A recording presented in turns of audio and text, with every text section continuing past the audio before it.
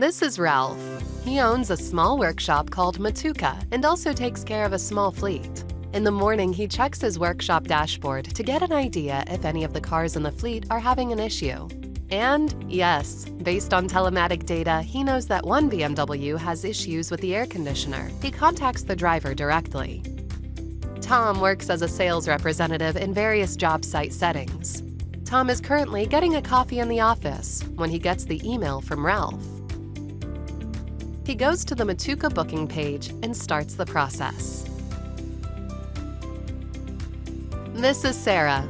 She works as a sales representative all over the country. Therefore, she is traveling full-time and visits different customers. Sarah is on her way to a customer when the warning light in her car turns on. At the same time, she receives an SMS on her phone and clicks on the link provided. All necessary information is already pre-filled. She searches for a workshop close by and finds Ralph's workshop. Sarah chooses an appointment that fits into her schedule, and voila! Done. That was easy. Ralph, our workshop manager, gets the appointments directly in his dealer management system. Let's have a look at how Sarah's life could be in the future.